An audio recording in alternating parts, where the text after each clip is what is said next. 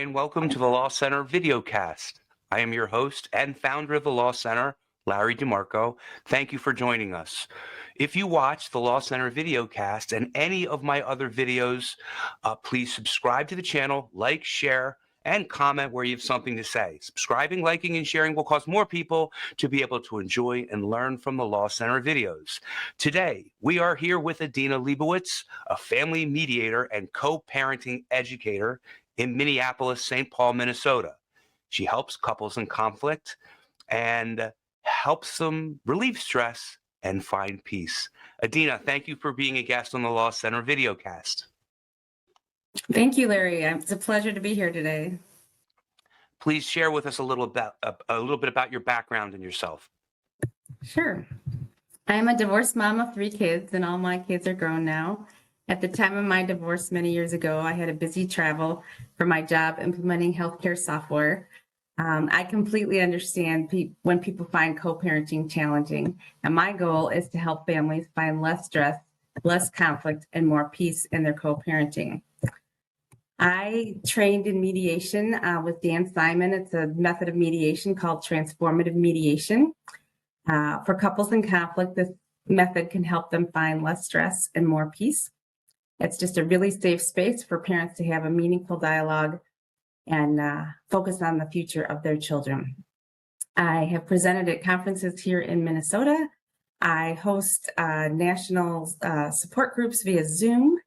And also in my training, I am a health coach. I studied at the Institute for Integrative Nutrition in New York. And as far as co-parenting and divorce, I've trained through the Active Parenting Leader Training based in Georgia. And I have a master's degree in healthcare management from the University of St. Thomas in Minneapolis. So my passion is getting stressed out divorced parents healthier so that they can be the best parents they can be. Great work. Adina, transformative mediation seems a little bit different and unique than that other type of mediation that is typically a court ordered. Tell me what's special about transformative mediation. Yeah, here in Minnesota, mediation is required if you have a divorce or separation involving children. You have to do some kind of mediation before they'll hear your case in court. So typically with an attorney mediation, it's called shuttle diplomacy, and you're in 2 little rooms outside the courtroom, and somebody runs back and forth and says, she said this and he said that, and will you guys agree? And if you don't agree, you're going into that courtroom. Transformative mediation is completely separate from that. It's completely voluntary.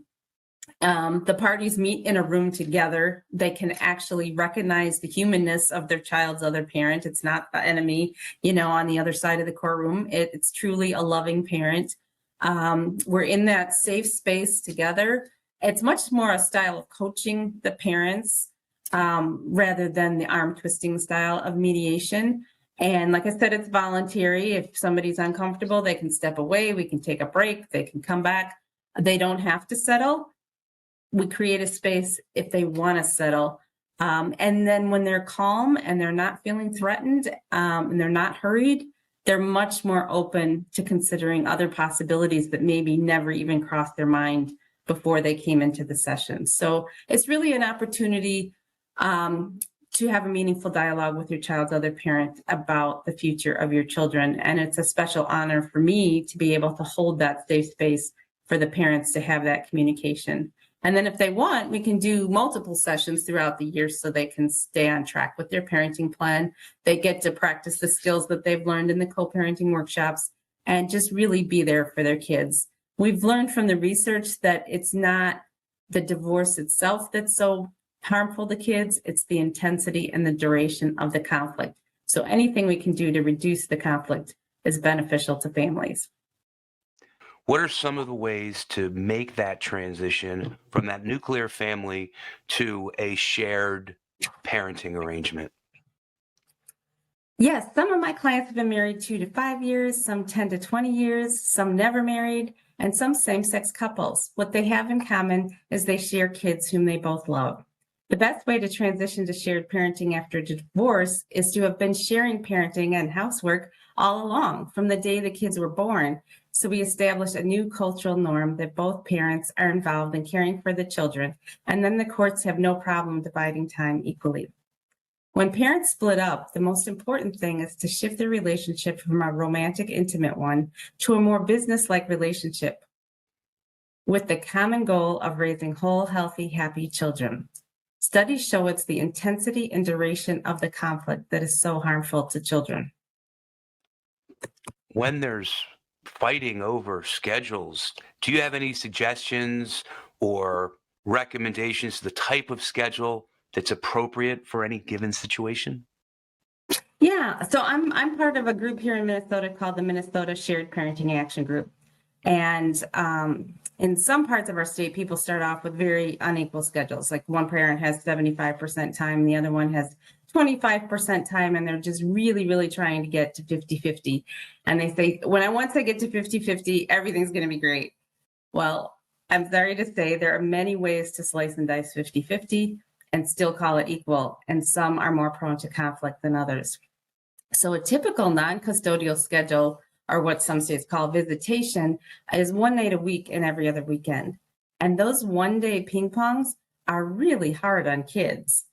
Kids need some time to settle in as they go back and forth between one parent's home and the other. So no one ever said it's easy for kids to have two homes. Let's not make it harder with these 1 day's transition for kids.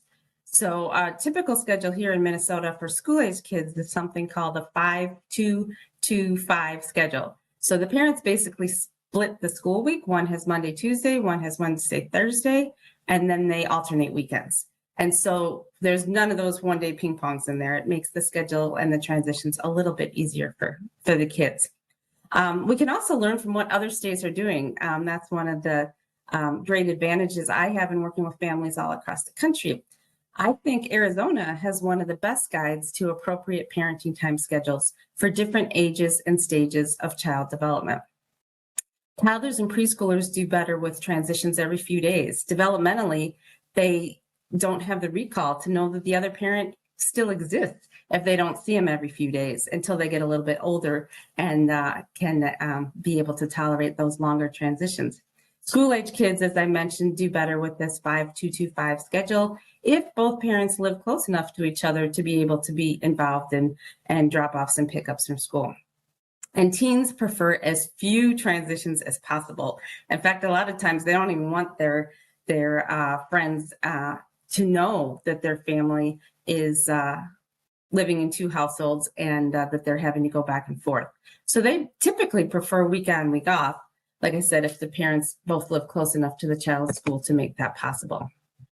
And then even a simple change in drop-off time, like Sunday 4 p.m. instead of 6 p.m., can make things go a little bit easier. With a 6 p.m. drop-off right in the middle of dinner, if the parent dropping off is late because of weather or traffic, that can create stress all around. Here, one parent is getting ready to welcome that child back to their house and has dinner ready and hot and waiting, and then they're late. And so we want to try to avoid those kind of stressful transitions.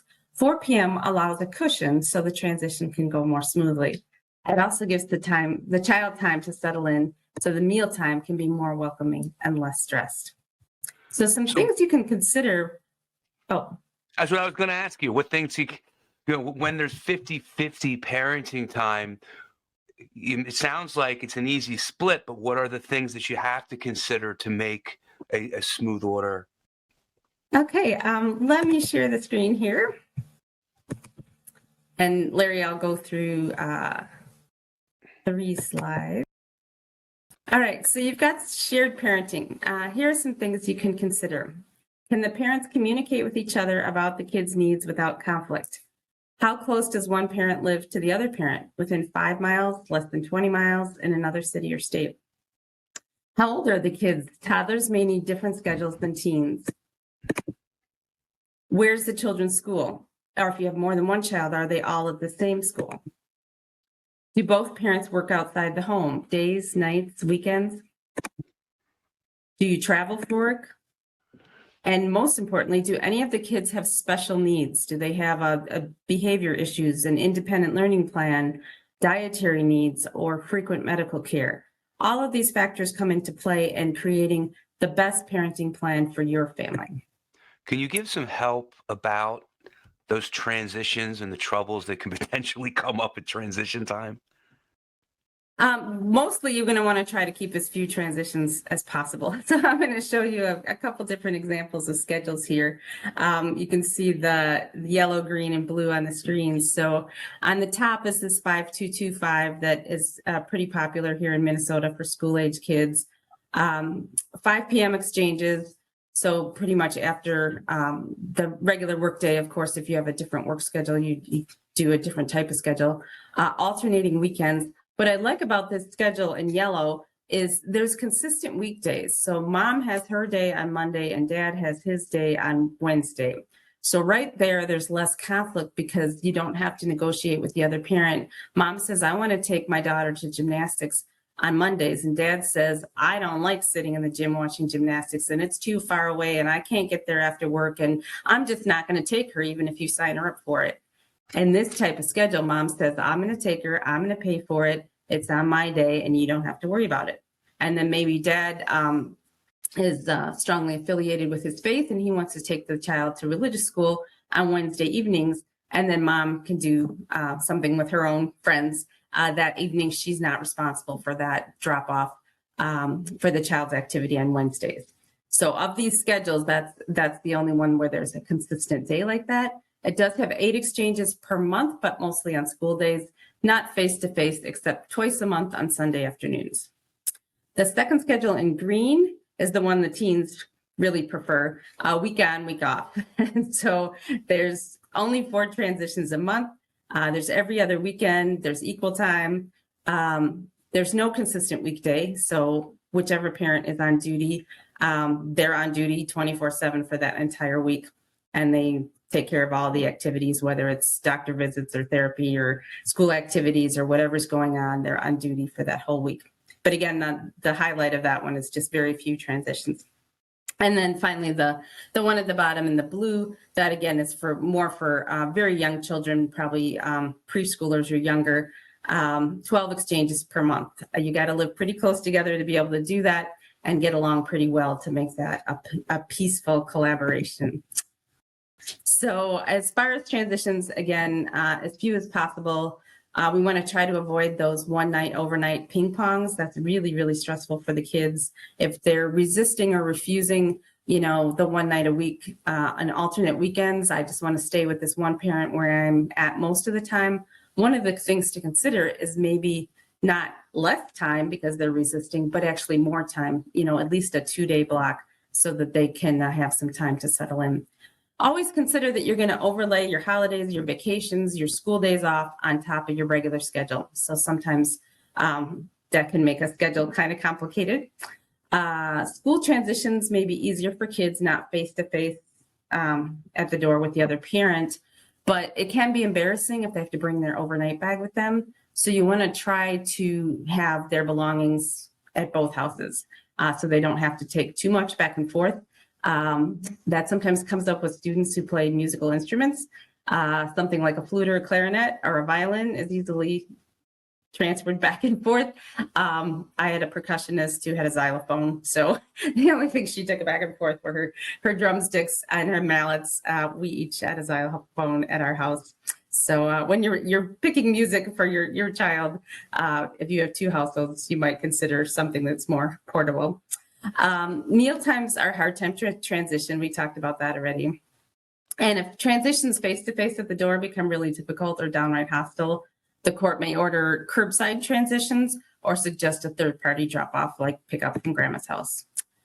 And I think we're done there. You don't need the details of the Minnesota statute on our rights. So I will close that and stop sharing. There you go. Sure, very good. Can you tell us about the download that you have, the Essential Guide to Co-Parenting with Less Stress and More Peace? What is it and how does it help parents? Yeah, so that's a free download you can get from my website. It's basically the highlights of the co-parenting workshop. I offer monthly co-parenting workshops.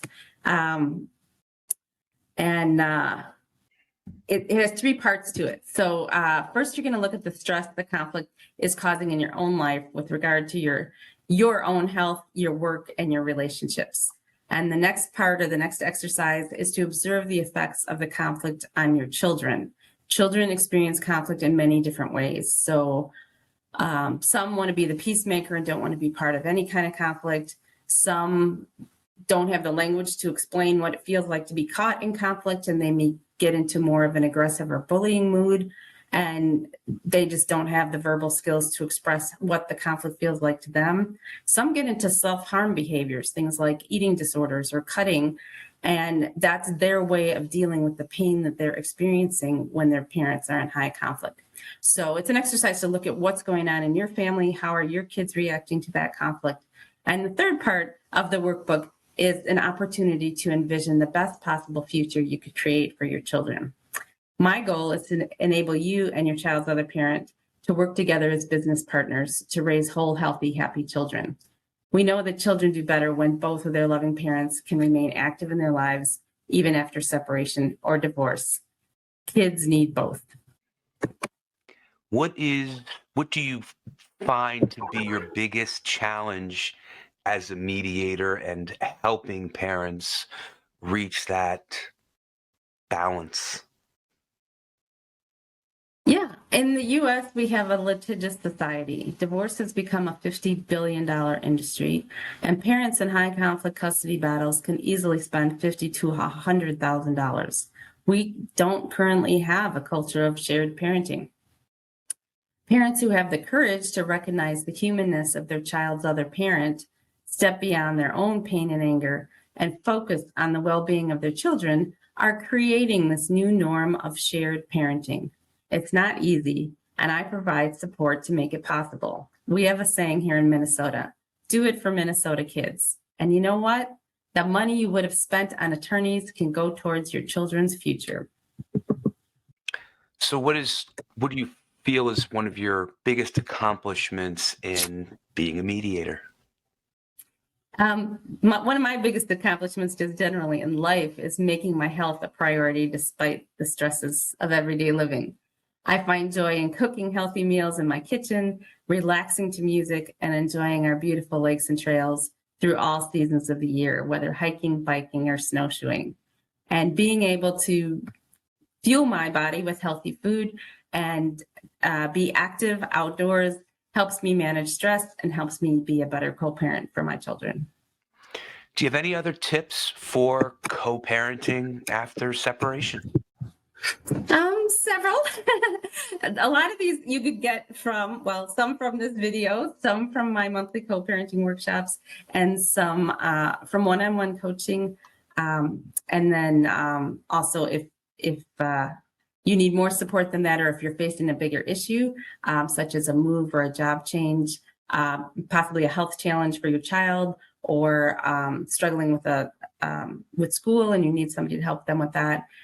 If you have a bigger decision like that, that's where I can be supportive of your family as a mediator and hold a safe space for you to have a meaningful dialogue about your children's future. Some really simple things to do just on a regular basis are to have a regular time to connect, preferably monthly, just kind of check in about, hey, what's coming up in the next few weeks. If your children are... Have a regular time to connect with the child's other parent, you mean? Oh, yes. I'm sorry. Number one, I would suggest having a regular time to connect with your child's other parent to talk about how the children are doing and what's coming up in the next few weeks.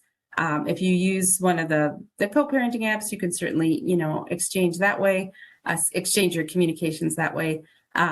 You can text, you can call, if you're comfortable enough to even meet at a coffee shop or something, a public place. And then everyone's on their best behavior. It's good to connect once a month. If the children are very young, again, the preschool or younger, you might want to connect weekly because there's just so many changes going on and in their development. Are they starting to crawl across the room? Do you have all the safety things in place? Are they starting to eat new foods? Things like that. You want to check in a little bit more frequently. But for school age or teens, once a month should be fine. I have a shared calendar. Again, there are many online co-parenting tools. One that's very popular here in Minnesota is our Family Wizard, but I've shared a link here that Larry can post that lots of other co-parenting apps. messaging tools, calendars, record of payment of expenses, and a convenient way to track children's health information. So you have it regardless of which parent takes the child for an appointment. Yeah, So be the our one that Family take the Wizard, that's even a nationally popular app too. We have that here as well, of course, in Philadelphia. Be the one to take the high road always, staying focused on having a business relationship with your co-parent with a common goal of raising whole, healthy, happy children. So you can both be there for everyday activities and very special milestones in their lives. Be at your best and be present. I know that's super hard when you've got a lot going on as a single parent. And take good care of yourself by eating right, getting fresh air and exercise, and good sleep so you can be the best parent you can be. And I have to say about that shared calendar, my wife and I don't function without a shared calendar, and we're under the same roof. So it's probably doubly important when you're not in the same roof to have that shared calendar. Thank you for that tip, Adina. For those who are resonating with what you're saying, please share a little bit more about how you help parents with parenting and separation issues. Yeah, well, mostly just having come from the experience of gone through, unfortunately, a high conflict divorce, and having to deal with communicating with a co-parent. So I offer monthly co-parenting workshops. It's about 3 hours. A lot of courts now are mandating that people do some sort of online co-parenting tutorial or something like that. There's a lot of good resources out there for that, but sometimes you just need the support of other parents. And so in this 3-hour workshop, you can connect with other moms and dads. We talk about communication and conflict resolution skills, and mostly it's time to share and talk about real life scenarios. A lot of people, they'll go to therapy and they say, well, the therapist doesn't understand what's going on with co-parenting. Well, part of that is that therapists train in working with married families. And so they aren't as familiar with divorced families who are still families, just living in two different households.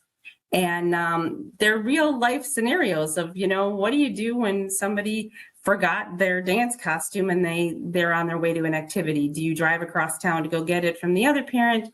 What kinds of things can you put in place to make sure that there's not a lot of back and forth, not a lot of having to call that other parent at the last minute? So we talk through just typical parenting type of scenarios like that, and you come away with really good communication and conflict resolution skills by having practiced some role play scenarios. I also do one-on-one parent coaching if people need more support than what's in the workshops. And those one-on-one coachings I offer in packages of 6, 12, or 20 sessions, which you can use at any rate you want. They expire 1 year from the date of purchase. So if you're in a crisis and you need to meet twice a week for several weeks, that's fine. If you want to meet once a month for a few months, that's okay too. And then, like I said, if you have a bigger issue to decide, there's been a move. I get called a lot, we used to live 5 miles from each other and now somebody moved across town. So now it's about 45 minutes away. And they'll call and they'll say, well, I don't think the other parent should split the week anymore because that child's going to be commuting to school in the morning. And I don't think that's okay. We live 45 minutes apart now. So you can come to a mediation and talk it through, because generally the courts will say if you're in the same city, it should be possible to do shared parenting. So what can you do to make that a little bit easier, more streamlined, to recognize that it's important to the child to have both parents in their lives? Job changes, maybe your work hours have changed so that 5 p.m. drop off isn't going to work anymore. Facing a health challenge, a lot of kids have some sort of special needs. If you're trying to find a provider and you've got your list of 3 and the other parent's got their list of 3, and how do you come to a decision based on your different health plans and all that? What's going to be best for the children? I can help you work through that. And then again, working with the schools. If a child's struggling at school, you want to have consistent rules and guidelines and discipline at both houses. And to be able to put that kind of plan together, I can help the family do that as well. Adina, I have placed all the information that you've given me in the description portion of the video. But for people who want to look you, for people listening, maybe in their car or while they're exercising, can you please say where we can learn more about you and how we can get in touch with you verbally? No, absolutely. So again, I'm in Central Time in Minnesota, 612-499-8418. Or you can check out my website. The website is Elan Health Twin Cities. So that's ELAN, Elan Health Twin Cities. You'll find all the information about mediation, co-parenting workshops, and coaching. Adina, we're going to leave it there, but I want to thank you for being a guest here on the Law Center videocast. Thanks so much for having me today. We've been here with Adina Lebowitz, and I am your host, Larry DeMarco. Thank you for watching. Please don't forget to subscribe, share, like, and comment, and click the notification bell so you'll be alerted of our new videos. And again, check the description portion of this video where you can learn more about Adina and the Law Center. Signing off. Tune in next time. Bye for now.